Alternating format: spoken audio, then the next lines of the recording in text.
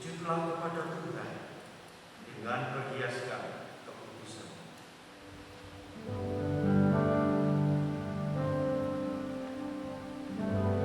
Terima kasih korbanmu di atas kayu salib. Terima kasih ya Tuhan, darahmu yang menyucikan kami.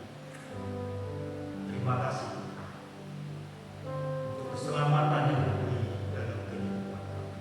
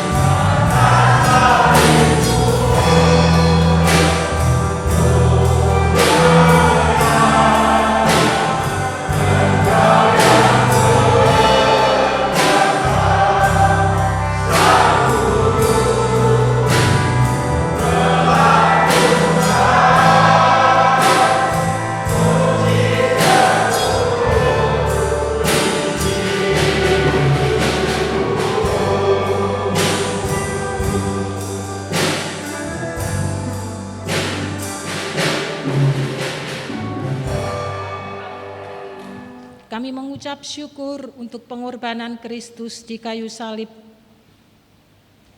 sehingga kami boleh mendapatkan anugerah keselamatan. Oleh karena itu ya Tuhan, ibadah Jumat Agung di pagi hari ini, kami ingin persembahkan ke dalam tangan kasih-Mu.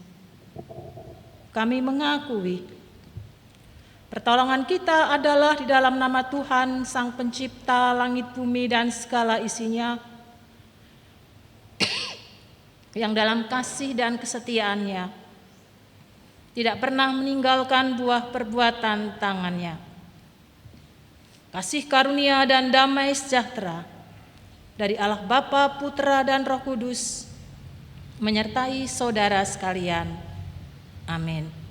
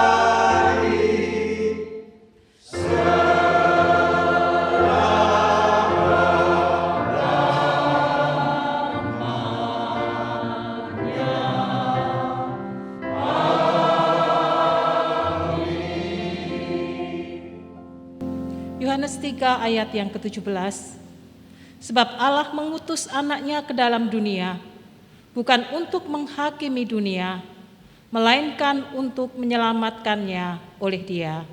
Amin.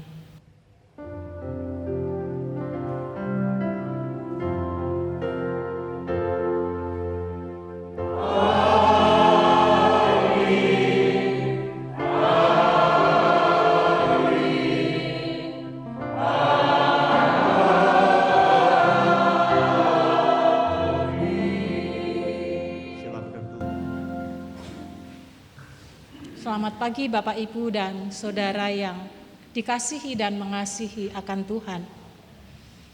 Di Minggu Jumat Agung ini kita bersama-sama kembali diingatkan tentang cinta yang besar, tetapi juga sekaligus pengorbanan yang besar yang Tuhan berikan kepada setiap kita.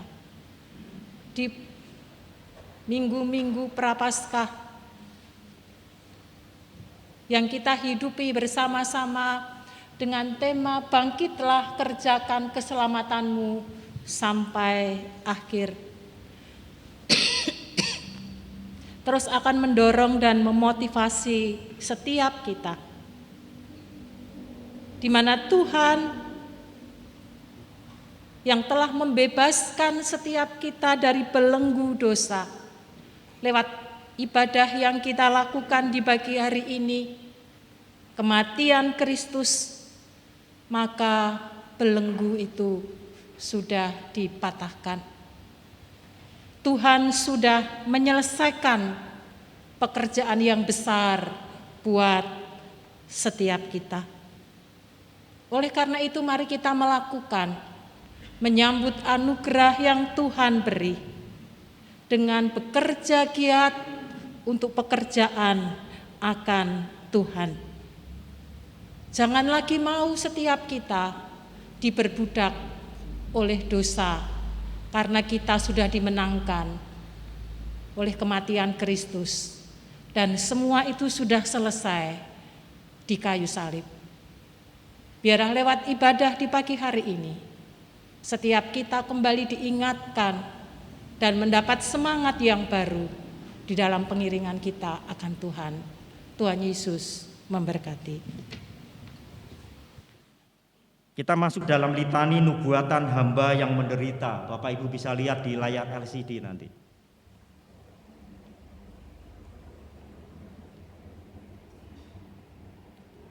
Sebagai taruk ia tumbuh di hadapan Tuhan, dan sebagai tunas dari tanah yang kering, Ia tidak tampan dan semaraknya pun tidak ada, sehingga kita memandang dia, dan rupa pun tidak, sehingga kita menginginkannya. Ia dihina dan dihindari orang, seorang yang penuh kesengsaraan dan yang biasa menderita kesakitan. Ia sangat dihina, sehingga orang menutup mukanya terhadap dia, dan bagi kita pun dia tidak masuk hitungan. Tetapi sesungguhnya penyakit kitalah yang ditanggungnya, dan kesengsaraan kita yang dipikulnya. Padahal kita mengira dia kena tulah, dipukul dan ditindas Allah.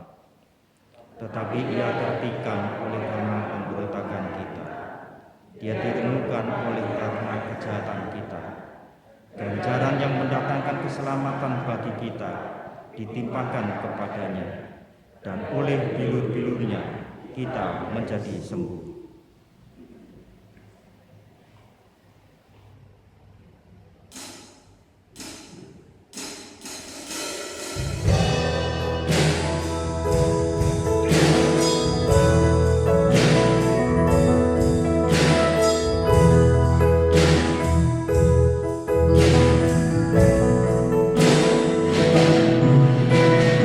Bagaimana aku kan bernyanyi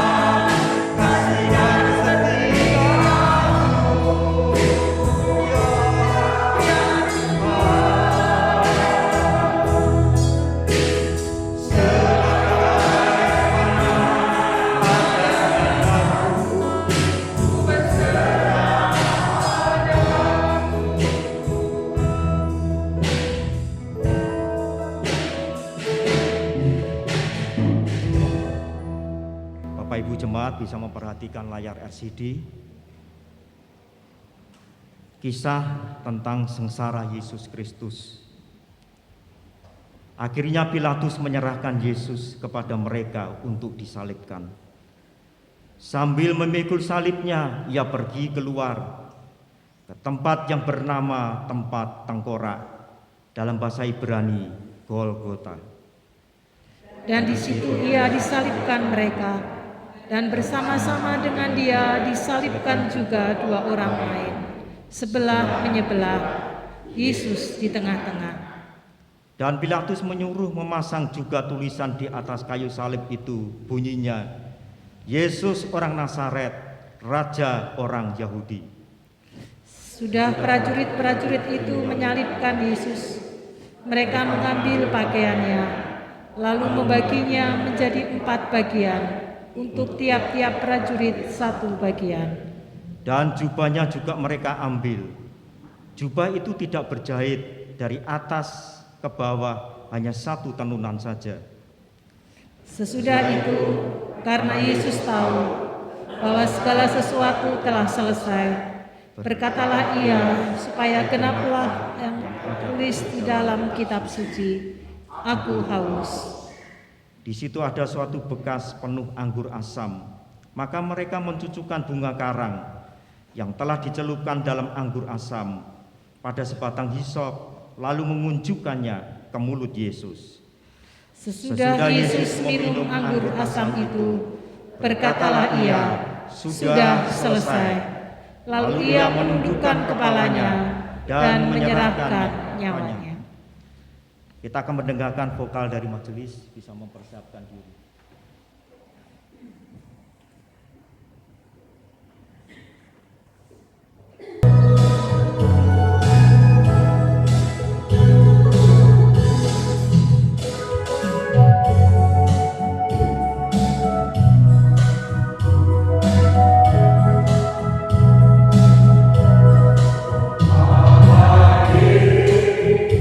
Yesus turun dari surga.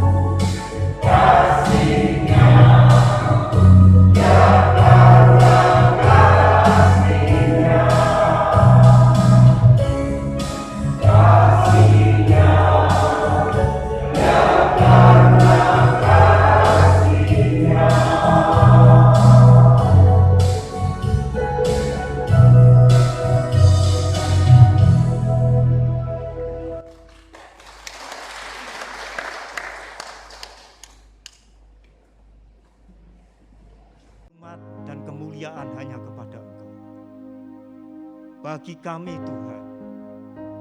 Engkau adalah segala-galanya.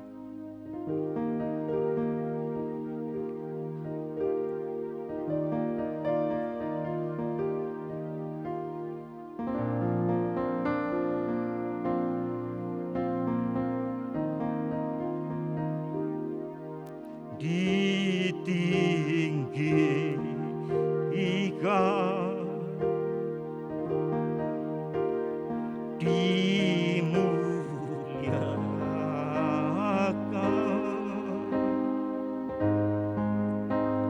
Yesus Tuhan,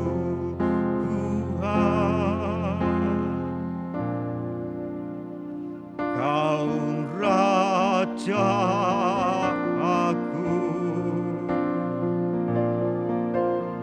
yang bertahta,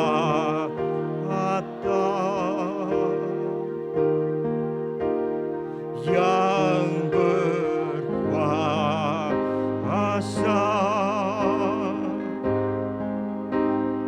Yesus Tuhan, Kau Raja.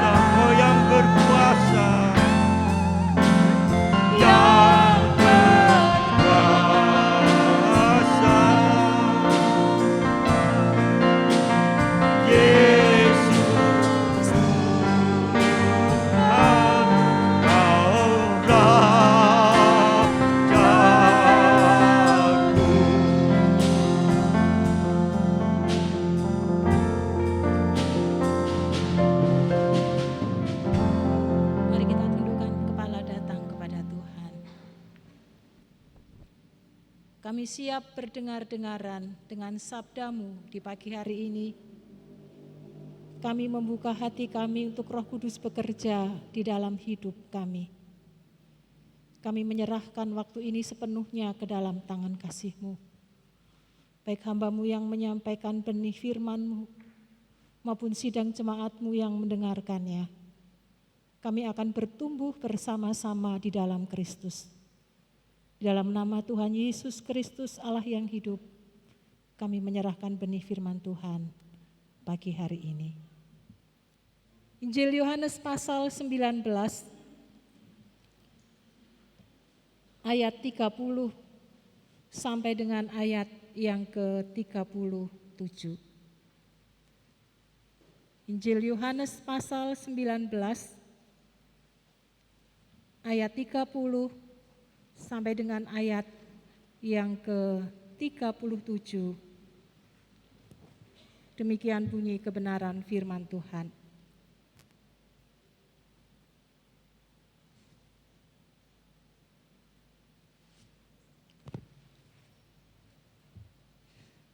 Sesudah Yesus minum anggur asam itu, berkatalah ia, "Sudah selesai." Lalu ia menundukkan kepalanya dan menyerahkan nyawanya. Karena hari itu hari persiapan dan supaya pada hari Sabat mayat-mayat itu tidak tinggal tergantung pada kayu salib, sebab Sabat itu adalah hari yang besar. Maka datanglah orang-orang Yahudi kepada Pilatus dan meminta kepadanya supaya kaki orang-orang itu dipatahkan dan mayat-mayatnya diturunkan. Maka datanglah prajurit-prajurit lalu mematahkan kaki orang yang pertama dan kaki orang lain yang disalibkan bersama-sama dengan Yesus. Tetapi ketika mereka sampai kepada Yesus, ia melihat bahwa ia telah mati. Mereka tidak mematahkan kakinya. Tetapi seorang dari antara prajurit itu menikam lambungnya dengan tombak dan segera mengalir keluar darah dan air. Dan orang yang melihat hal itu sendiri, yang memberikan kesaksian ini, dan kesaksiannya benar. Dan ia tahu bahwa ia mengatakan kebenaran, supaya kamu juga percaya. Sebab terjadi supaya genaplah yang tertulis dalam kitab suci, tidak ada tulangnya yang akan dipatahkan. Dan ada pula nats yang mengatakan, mereka akan memandang kepada dia yang telah mereka tikam. Amin. Berbahagialah setiap kita yang hidupnya terus dimurnikan oleh benih kebenaran firman Tuhan. Bapak, Ibu, dan Saudara yang terkasih, kalau kita mendengar satu kata sudah selesai, maka seringkali kita akan menghubungkannya dengan satu kelegaan, satu sukacita di dalam kehidupan setiap kita. Kalau pekerjaan kita menumpuk banyak, sementara deadline waktu sudah harus kita selesaikan tepat pada waktunya, maka kaki bisa menjadi kepala, kepala bisa menjadi kaki. Kita jungkir balik sedemikian rupa, tujuannya adalah target itu terpenuhi. Pekerjaan itu menjadi selesai. Dan kemudian ketika semua sudah tuntas, maka ketika kita berkata sudah selesai, kita menjadi lega, kita menjadi plong.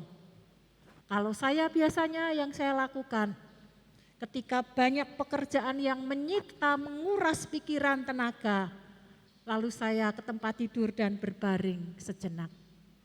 Menenangkan, merilekskan badan dan juga merilekskan pikiran.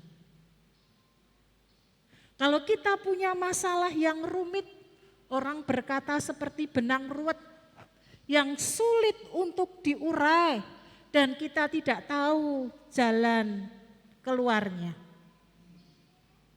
Tetapi kita melihat campur tangan Tuhan yang menolong kita. Tuhan kirimkan malaikat-malaikat yang tidak bersayap mendampingi kita sehingga kemudian pergumulan, kesulitan, penderitaan yang kita alami dapat terselesaikan. Dan ketika kita berkata sudah selesai, meskipun mungkin badan letih, fisik kita mungkin mengalami kelemahan, pikiran kita juga demikian. Tetapi ketika kita berkata sudah selesai, maka ada kelegaan, ada ketenangan. Dan kemudian kita kembali melakukan aktivitas kita yang lain, mengerjakan pekerjaan kita yang lain. Perkataan yang Tuhan sampaikan ketika saat disalib, perkataan yang keenam, sudah selesai. Apakah juga memiliki makna yang sama seperti setiap kita memaknai kata sudah selesai di dalam kehidupan kita sehari-hari? LAI menerjemahkan dengan kalimat atau kata sudah selesai untuk kata teleo. Kata sudah selesai memiliki artian bahwa mencapai tujuan akhir, menyelesaikannya menjadi sempurna. Itu maksud dari kata sudah selesai. Mencapai tujuan akhir. Bapak, Ibu, dan saudara yang terkasih di dalam Tuhan, setiap kita pasti memiliki tujuan hidup. Apakah jangka pendek ataupun jangka panjang. Apakah berkaitan dengan masa depan kehidupan kita? Apakah berkaitan dengan pelayanan? Apakah berkaitan dengan pekerjaan? Dan ketika kita mempunyai tujuan yang hendak kita capai dan kita raih bersama-sama, maka tidak mungkin kita hanya duduk berpangku tangan sambil menunggu proses berjalan. Aku gelundung saja, menanti saja apa nanti yang akan terjadi. Kalau kita punya tujuan, kita punya keinginan untuk kita capai, untuk kita raih, maka akan ada tindakan nyata, tindakan konkret yang semuanya itu diarahkan kepada tujuan yang hendak kita capai. Kalau kita ingin tubuh kita sehat, mungkin melihat orang lain yang tubuhnya tidak sehat, lalu kita berkomitmen, saya senang, saya ingin punya tubuh sehat. Maka tidak hanya sekedar keinginan yang kita punya dan kita miliki. Kita mulai menata hidup kita, mengasumsi makanan-makanan yang sehat, mengatur waktu-waktu kita dengan benar, sehingga kita tidak terporsir dengan pekerjaan yang ada. Kita menata pikiran kita sehingga tidak menjadi stres dan seterusnya. Segala sesuatu yang kita kerjakan, kita arahkan, bahkan mungkin kita berolahraga, tujuannya hanya satu, tubuh kita menjadi sehat. Kalau anak-anak kita atau kita sendiri ingin menjadi orang yang pandai dalam bidang tertentu, ataukah lewat akademis, ataukah lewat satu keterampilan, maka ada upaya, ada usaha kita kerjakan, mencoba, bereksperimen terus sehingga akan menghasilkan sesuatu karya, pengetahuan yang baik yang bisa kita lakukan dan kita kerjakan. Ada usaha yang kita lakukan. Kalau kita bercita-cita ingin jadi orang kaya, biasanya anak-anak atau orang yang masih muda akan pensiun dini misalnya.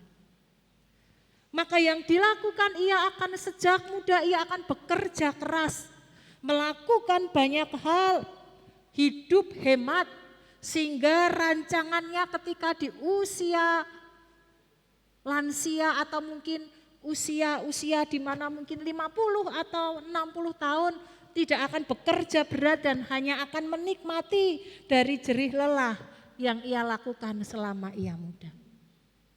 Ada usaha-usaha, ada kegiatan-kegiatan yang dilakukan untuk mencapai tujuan itu. Dan Tuhan Yesus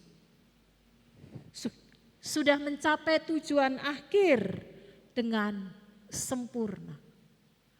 Allah mati di kayu salib untuk menebus dosa setiap kita yang pagi hari ini kita peringati bersama-sama.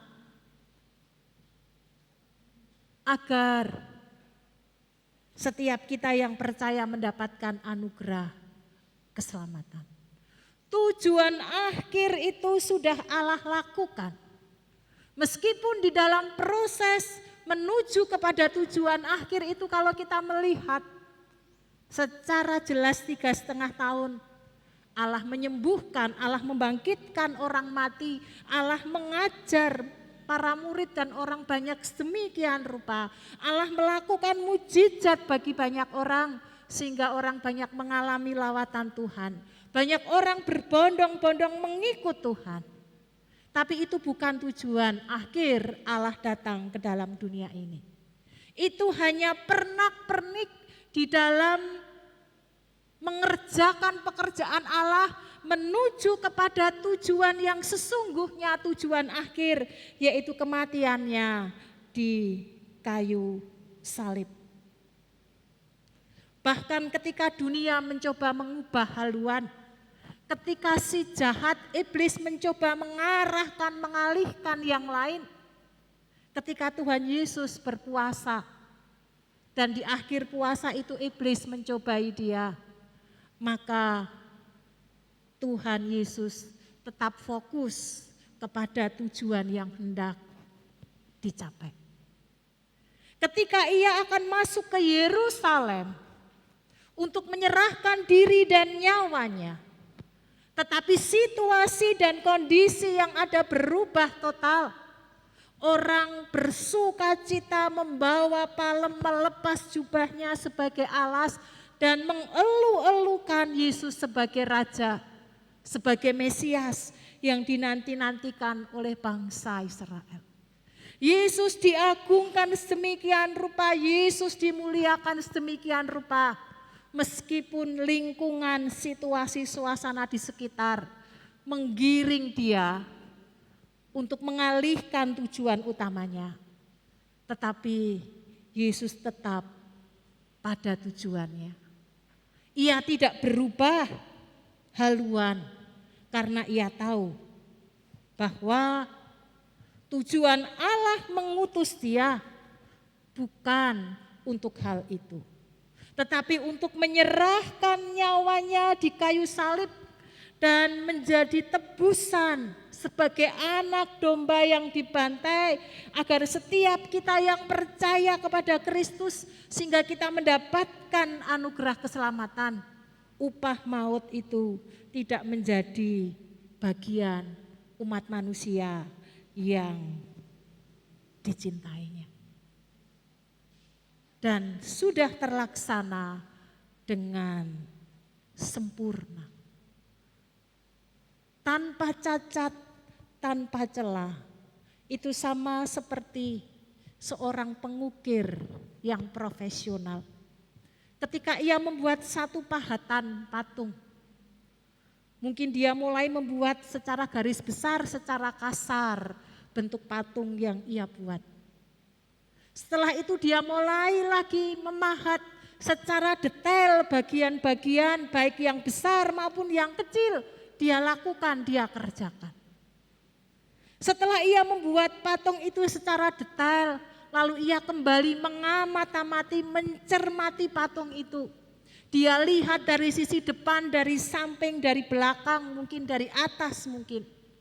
Apakah patung itu sudah perfect, sudah sempurna seperti yang diharapkan dan diinginkannya. Kalau ia melihat ada kekurangan, lalu ia mulai benahi pahatan itu. Dia perhalus demikian rupa, ia buat baik sedemikian rupa menjadi sempurna. Dan ketika ia melihat, dia merasa ukiran yang ia buat itu, patung yang ia buat, sudah benar-benar sempurna seperti yang ia harapkan dan ia inginkan. Lalu ia mulai berkata, sudah selesai. Dia tidak akan pernah lagi membenahi, mengerjakan akan patung itu. Karena dianggap sudah sempurna. Itu juga yang Tuhan Yesus lakukan. Lewat kematiannya di kayu salib ketika Tuhan berkata sudah selesai. Maka benar-benar selesai dengan sempurna. Apa yang Tuhan kerjakan, tujuan yang hendak ia raih di akhir dari tugas yang Bapa berikan kepada dia. Dia sudah menyelesaikannya sehingga tanggung jawabnya kepada Bapa sudah selesai. Pekerjaan sudah dilakukan dengan sempurna. Bagaimana dengan tujuan hidup setiap kita? Masing-masing kita pasti memiliki tujuan hidup. Apakah tujuan hidup jangka pendek atau tujuan hidup jangka panjang? Dan tujuan akhir kehidupan setiap kita. Mengapa kita bekerja, mengapa kita berkeluarga, mengapa kita punya anak, mengapa kita bergereja, mengapa kita berkarya, mengapa kita ada hidup di dalam dunia ini. Apa fokus tujuan akhir kita? Setiap orang yang percaya kepada Tuhan, apapun agamanya, maka tujuan akhir yang hendak ingin dicapai adalah mendapatkan keselamatan bersama dengan Allahnya di surga dan bukan di neraka. Apa yang kita kerjakan, yang kita lakukan dalam mencapai tujuan akhir? Apa yang sudah kita upayakan di dalam kehidupan ini untuk meraih tujuan akhir sehingga kita berkata, saya sudah menyelesaikannya dengan sempurna. Kita tidak bisa berkata, Tuhan tunggu sebentar, saya sedang sibuk dengan pekerjaan. Tuhan tunggu sebentar, saya sedang sibuk dengan anak-anak saya. Tuhan tunggu sebentar, kalau nanti saya sudah punya waktu longgar, saya akan persiapkan semaksimal mungkin. Bapak, Ibu, dan Saudara, kita tidak bisa mengatur Tuhan waktu kita seperti apa. Kakak ipar saya ketika dipanggil Tuhan, selama ini saya tidak pernah mendengar kakak saya sakit, tidak pernah mendengar keluhan kakak saya cerita kakak saya sakit, sehat. Tapi hari itu, Kamis malam itu, ketika tiba-tiba kakak saya merasa lemas, kakak saya pikir kakak ipar saya itu masuk angin, keriki aja. Tapi ketika mau dikeriki, kakak saya ipar bilang, aku tak ning kamar mandi. Dia pengen BAB ke belakang. Lalu kakak saya ambil telepon dan telepon kami adik-adiknya, dia cerita suaminya sakit dan mohon topangan doa. Ketika kita mau berdoa, dia bilang, lagi di kamar mandi. Mbak, parani, saya bilang gitu. Tetapi ketika diparani, kakak saya nangis teriak-teriak. Lalu kemudian kondisinya kalau saya pantau lewat telepon, ini sudah kondisi yang kritis. Dan esok siangnya sudah dipanggil oleh Tuhan. Bapak, Ibu, dan Saudara, kita tidak tahu waktu kapan saatnya kita berpulang kepada Allah yang menciptakan kita. Kita tidak bisa menunda-nunda waktu kita. Mari kita bangkit, kita kerjakan, kita lakukan anugerah keselamatan yang Tuhan beri. Agar ketika kita menghadap kepada Tuhan, maka kita dengan kerendahan hati mengatakan, Tuhan, aku sudah menyelesaikan apa yang Tuhan kerjakan, apa yang Tuhan percayakan kepada setiap kita pribadi lepas pribadi. Mari kita kejar tujuan akhir kita persiapkan di dalam kehidupan ini. Tuhan Yesus sudah menyelesaikannya dan tidak hanya berhenti ketika Kristus mati dan pagi hari ini kita rayakan lewat ibadah di pagi hari ini. Maka ketika Tuhan mengatakan sudah selesai dan menyerahkan nyawanya, ada dampak yang luar biasa yang Tuhan berikan. Ketika Tuhan berkata sudah selesai lalu menyerahkan nyawanya, maka sejak saat itu dan seterusnya kekuasaan iblis yang membelenggu manusia itu sudah dipatahkan dan dikalahkan. Dan barang siapa yang percaya kepada Kristus, maka ia akan memperoleh anugerah kehidupan yang kekal. Meski peristiwa itu terjadi 2000 tahun lebih yang lalu tentang peristiwa kematian Kristus, tetapi dampaknya terus akan berjalan sampai sekarang dan sampai akhir zaman.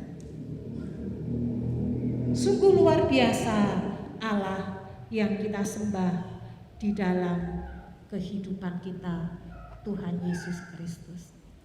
Tidak hanya Kristus memberi dampak yang luar biasa ketika ia mengatakan sudah selesai dan menyerahkan nyawanya untuk menjadi tebusan bagi kita, tetapi setiap kita yang mendapat anugerah keselamatan pun kita diajak menyambutnya.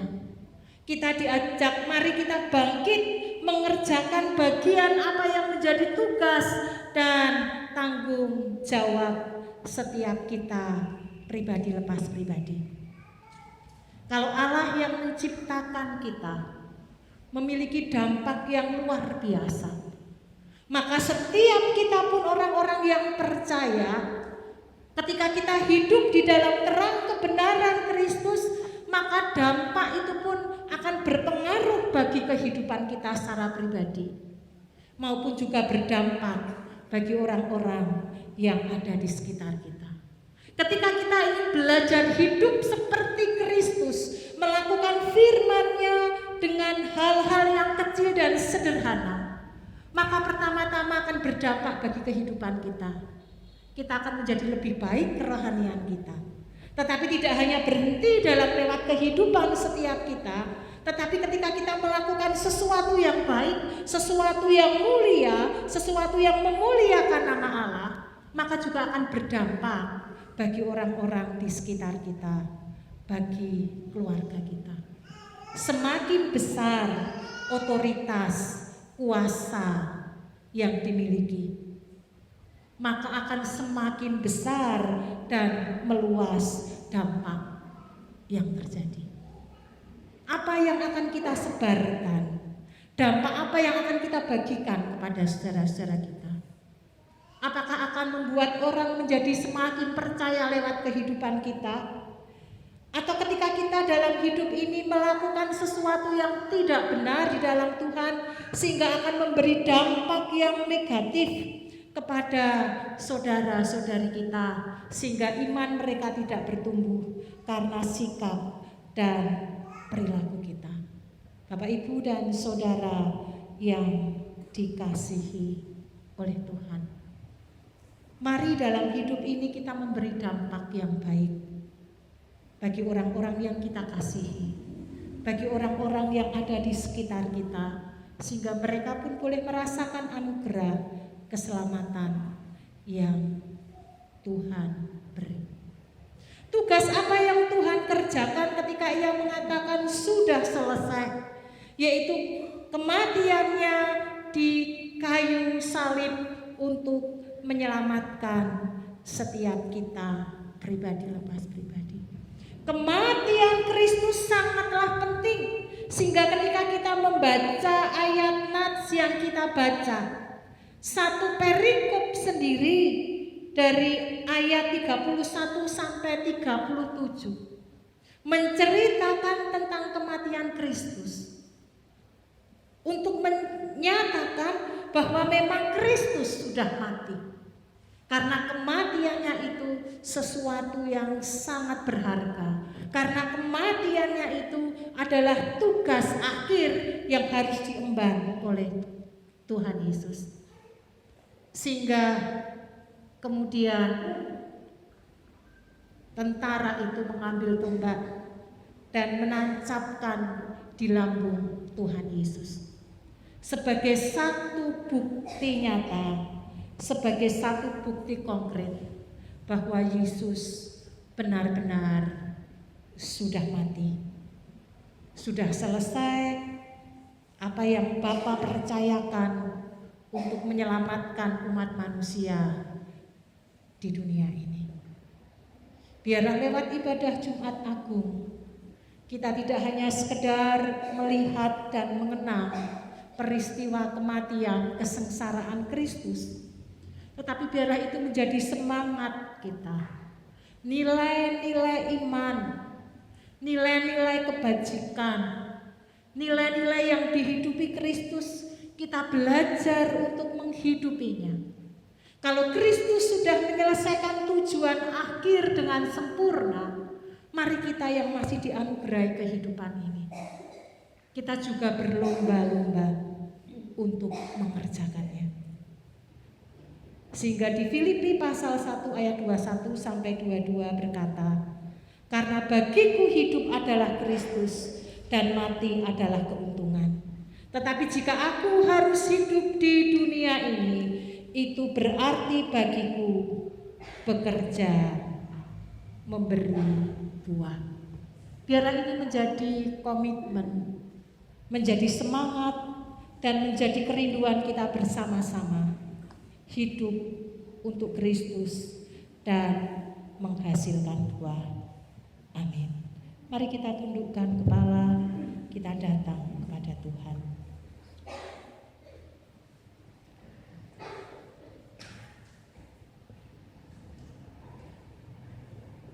Syukur kami naikkan kepada Kristus yang sekian waktu lalu telah mati di kayu salib karena cintanya untuk menebus dosa kami. Kami mengucap syukur, dan biarlah sebagai bentuk rasa syukur kami hidup untuk Kristus, memuliakan akan nama-Mu. Roh Kudus, penuhi hati setiap kami umat-Mu di tempat ini dengan Roh Kudus-Mu, agar kami disanggupkan mengerjakan apa yang menjadi tugas tanggung jawab kami. Kami bekerja giat menyelesaikannya sampai akhir. Apa yang menjadi tujuan kami ingin raih dengan sekuat kemampuan kami, karena Tuhan sudah menganugerahkan kami. Biarlah keselamatan yang Tuhan anugerahkan tidak menjadi sia-sia, namun menjadi berkat khusus bagi kami. Kami menyambutnya dengan antusias, ingin memberi yang terbaik bagi Tuhan. Di dalam nama Tuhan Yesus Kristus, Allah yang hidup, kami mengucap syukur untuk benih firman Tuhan pagi hari ini. Kita memasuki perjamuan kudus pagi hari ini. Saudara-saudara yang dikasihi oleh Tuhan, firman Tuhan berkata, "Marilah kepadaku semua yang letih lesu dan berbeban berat, aku akan memberi kelegaan kepadamu." Sakramen perjamuan kudus ini disediakan bagi mereka yang sudah dibaptis dan sungguh-sungguh mengakui bahwa dirinya berdosa dan mau bertobat untuk menyerahkan hidupnya pada pemeliharaan ilahi. Datanglah, ambillah perjamuan Tuhan dengan iman, dan kekuatan darimu melalui persekutuan di dalam tubuh Kristus sambil mengucap syukur. Firman Tuhan berkata, "Sebab setiap kali kamu makan roti ini dan minum cawan ini, kamu memberitakan kematian Tuhan sampai Ia datang. Jadi barang siapa dengan cara yang tidak layak makan roti atau minum cawan Tuhan, ia berdosa terhadap Tuhan dan darah Tuhan. Karena itu hendaklah tiap-tiap orang menguji dirinya sendiri, dan baru sesudah itu ia makan roti dan minum dari cawan itu. Karena barang siapa makan dan minum tanpa mengakui tubuh Tuhan, ia mendatangkan hukuman atas dirinya." 1 Korintus pasal 11 ayat 26 sampai 29. Saya undang jemaat untuk bangkit berdiri.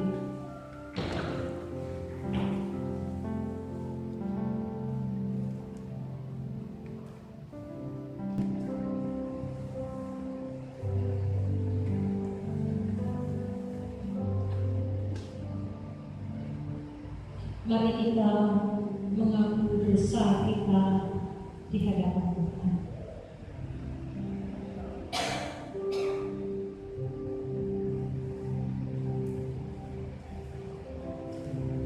Allah yang Maha Kuasa, dengan segala kerendahan hati, setiap kami menghampiri akan Engkau di meja perjamuan. Kami datang dengan membawa pergulatan batin kami. Kami sangat menyadari bahwa kami adalah orang yang berdosa, baik di hadapan Tuhan maupun di hadapan sesama kami.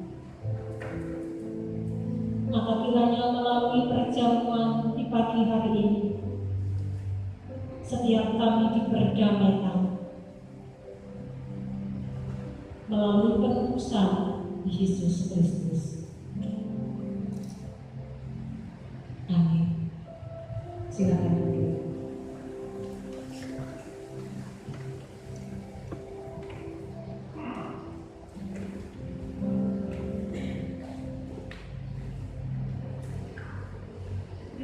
Di depan porsi Bapak Ibu tersedia roti dan juga anggur, bisa diambil dan dipersiapkan.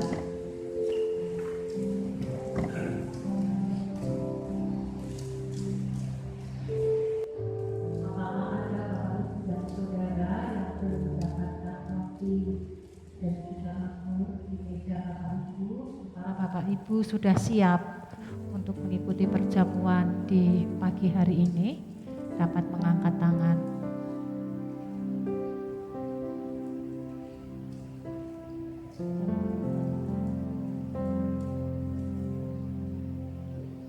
Kalau kita sudah mempersiapkan segala sesuatunya, mari sekali lagi kita akan datang kepada Tuhan.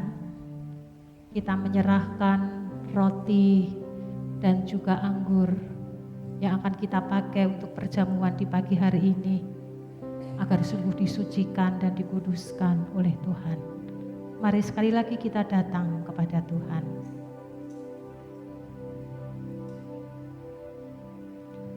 Allah yang kami sembah di dalam Yesus Kristus, Roh Kudus yang tinggal di hati kami dan ada di antara kami pagi hari ini. Kami mohon Tuhan memberkati roti dan juga anggur sebagai lambang tubuh dan darah-Mu. Selagi kami mengenang penderitaan-Mu, kami menerima kehidupan-Mu. Kiranya pikiran-Mu menjadi pikiran kami, hidup-Mu menjadi hidup kami, dan kasih-Mu menjadi kasih kami.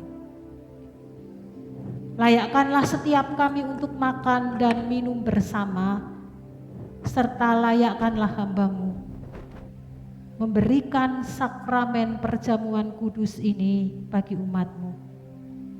Dalam nama Tuhan Yesus Kristus, Sang Penebus, kami mohon. Amin. Pada malam waktu Yesus diserahkan, lalu Ia mengambil roti. Sesudah itu Ia mengucap syukur atasnya dan Ia memecah-mecahkannya serta berkata, "Inilah tubuhku yang diserahkan bagi kamu. Perbuatlah ini menjadi peringatan akan daku." Demikian juga Ia mengambil cawan sesudah makan. Lalu Ia berkata, "Cawan ini adalah perjanjian baru yang dimeteraikan oleh darah-Ku. Perbuatlah ini setiap kali kamu meminumnya menjadi peringatan akan Aku. Sebab setiap kali kamu makan roti dan minum cawan ini, kamu memberitakan kematian Tuhan sampai Ia datang."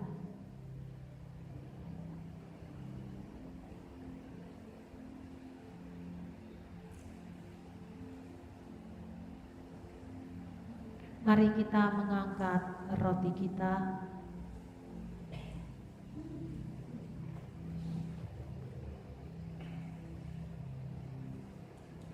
Mari kita makannya dan mengingat bahwa Kristus telah mati bagi kamu dan terimalah dia di dalam hidupmu dengan penuh rasa syukur.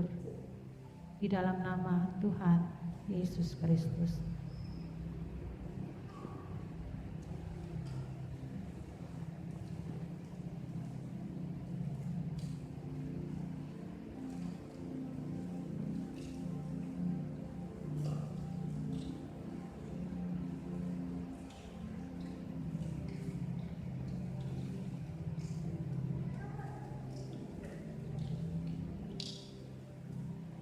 Mari kita mengangkat anggur kita. Minumlah sambil mengenang pengorbanan Kristus dan terimalah dia di dalam hatimu dengan penuh rasa syukur. Di dalam nama Tuhan Yesus Kristus.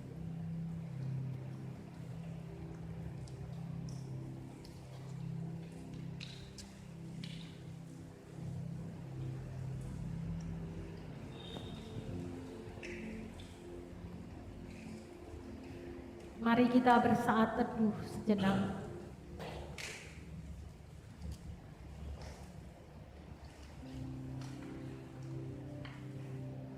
Mari kita mengucap syukur kepada Kristus yang telah rela mengorbankan dirinya untuk menebus dan menanggung dosa kita. Mari kita mengucap syukur untuk anugerah keselamatan, anugerah penebusan yang sudah kita terima.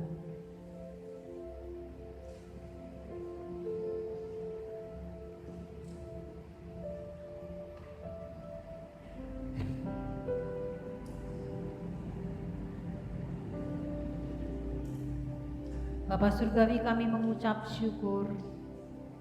Pagi hari ini tidak hanya kami dipersatukan lewat perjamuan kudus, mengenang tentang penderitaan kematian Kristus, dipersatukan lewat darah dan tubuh Kristus.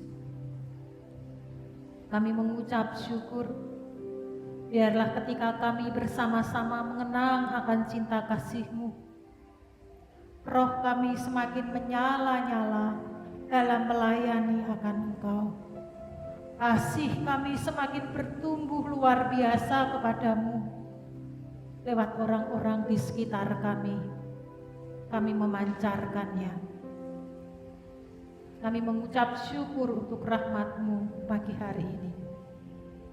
Terima kasih untuk berkat dan lawatan-Mu yang sudah mengajarkan kami berdoa. Bapa kami yang di surga, dikuduskanlah nama-Mu. Datanglah kerajaan-Mu, jadilah kehendak-Mu di bumi seperti di surga. Berikanlah kami pada hari ini makanan kami yang secukupnya, dan ampunilah kami akan kesalahan kami, seperti kami juga mengampuni orang yang bersalah kepada kami. Dan janganlah membawa kami ke dalam pencobaan, tetapi lepaskanlah kami daripada yang jahat, karena Engkau-lah yang punya kuasa, kerajaan, dan kemuliaan sampai selama-lamanya. Amin.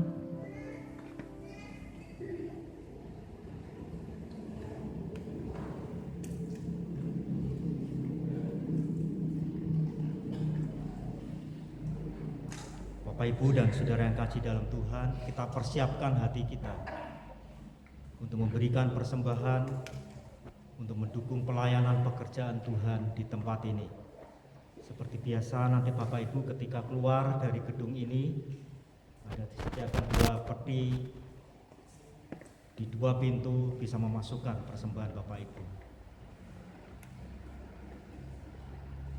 Saya akan bacakan ayat untuk mendasari kita memberikan persembahan kepada Tuhan, bahwa apa yang kita persembahkan itu asalnya dari Tuhan dan kepada Tuhan dan bagi Tuhan untuk selama-lamanya.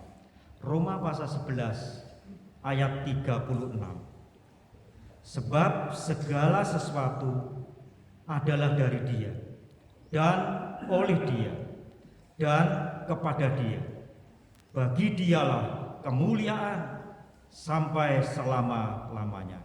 Kita berdiri bersama-sama. Terima kasih Tuhan.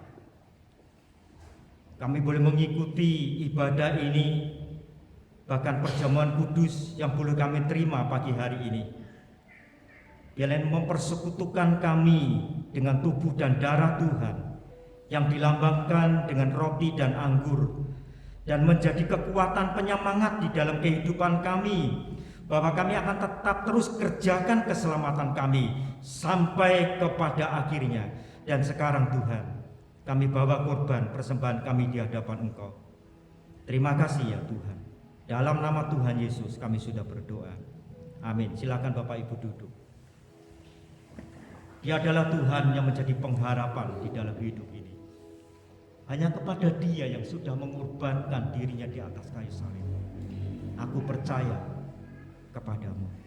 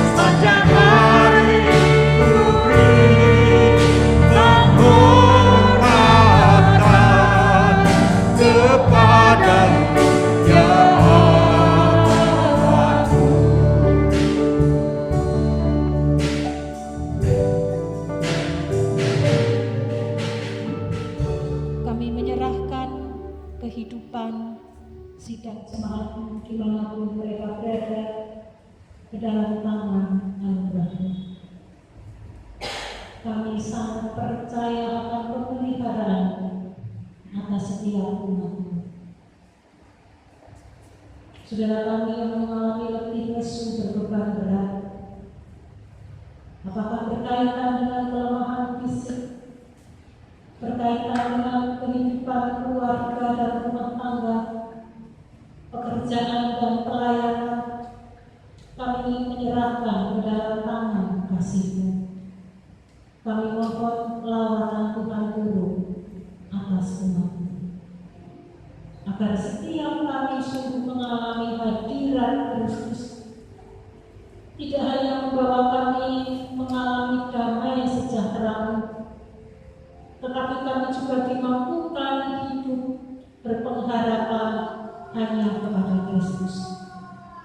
Kami menyerahkan gereja kami ke dalam tangan kasih-Mu untuk kegiatan-kegiatan dan program-program yang kami rancangkan di tahun ketiga ini ke dalam tangan anugerah-Mu. Mampukan kami menjadi satu tim pelayanan. Kami dapat mengerjakan dengan penuh sukacita, dibuat Tuhan menjadi berhasil dan menjadi berkat, tidak hanya bagi sidang jemaat-Mu, tetapi bagi setiap orang yang bersentuhan, baik secara pribadi lepas pribadi maupun secara organisasi lewat gereja ini. Kami menyerahkan ke dalam tangan kasih. Kami menyerahkan untuk sinode kami ke dalam tangan anugerah Tuhan. Terima kasih untuk pembangunan yang sudah hampir selesai. Kami menyerahkan rancangan untuk kegiatan MBC secara internasional di Semarang, Salatiga dan sekitarnya ke dalam tangan kasih-Mu. Kami menyerahkan rancangan-rancangan sinode kami ke dalam tangan anugerah-Mu. Kami menyerahkan keamanan ketenteraman bagi bangsa dan negara kami. Taruh hikmat berkat-Mu kepada pemimpin, sehingga keputusan dan ketetapan yang diambil mendatangkan damai bagi setiap kami, umat yang tinggal di negeri ini. Terima kasih Tuhan. Kami menyerahkan perjalanan hidup kami masing-masing dan gereja kami ke dalam tangan anugerah-Mu. Mampukan kami mengerjakan tujuan hidup kami sampai akhir di dalam pengiringan kami kepada Kristus, sehingga kami mendapat berkata, sudah selesai. Kami bertanggung jawab kami di hadapan Tuhan. Terima kasih Bapa. Kami menyerahkan doa-doa syafaat kami ke dalam tangan kasih-Mu. Kami menyerahkan ibadah Paskah hari ini ke dalam tangan anugerah-Mu. Di dalam nama Yesus Kristus Allah yang hidup, kami berdoa. Amin. Saya undang jemaat kami berdiri. Sebagai jemaat Minoret, marilah kita mengikrarkan komitmen pemerintah. Kami bersaksi bahwa tidak seorang Kristus mengenal Kristus, kecuali Dia mengikutinya setiap hari dalam kehidupan. Terima kasih Tuhan untuk ibadah yang Tuhan berkati, dan kami percaya ketika kami pulang menapaki hari-hari yang akan kami jalani, berkat penyertaan-Mu ada pada kami. Hikmat marifat-Mu yang akan memampukan kami mengambil pilihan-pilihan yang terbaik yang berkenan kepada-Mu. Jemaat yang dikasihi Tuhan, sekarang arahkan hatimu kepada Tuhan. Pulanglah dalam damai Kristus dan terimalah berkat Tuhan. Tuhan memberkati engkau dan melindungi engkau. Tuhan menyinari engkau dengan wajah-Nya dan memberi engkau kasih karunia. Tuhan menghadapkan wajah-Nya kepadamu dan memberi engkau damai sejahtera. Amin.